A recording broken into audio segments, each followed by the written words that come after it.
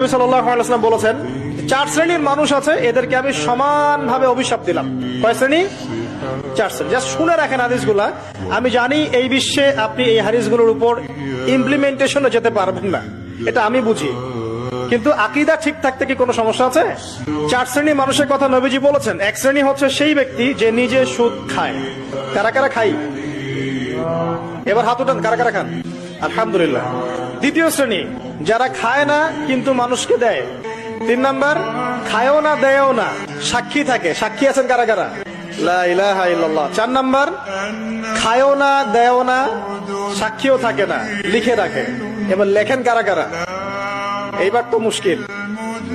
এখানে তো অনেক বিসিএস ক্যাডার আছেন মনে হয়, এবং অনেক এমন এমন সেকশনে জব করছেন যেখানে লিখতে হচ্ছে নাকি। এই চার শ্রেণীর মানুষকে নবী সাল্লাল্লাহু আলাইহি ওয়াসাল্লাম কি করেছেন ভাই, আমি শুনাই আপনাকে। খালি আল্লাহ নবী বলেছেন যে আমি চার শ্রেণীর মানুষকে সমানভাবে অভিশাপ দিয়ে গেলাম, এতটুকু বলেছেন।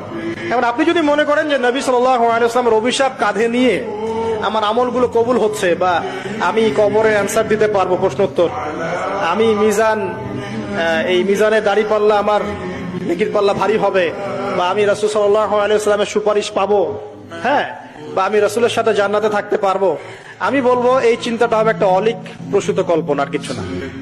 এখন তওবা করেন আমার সাথে, বলেন আজকে থেকে কোন রকমের সুদি কারবারে থাকবো না। তওবা করেন, বলে আস্তাগফিরুল্লাহ আল্লাযী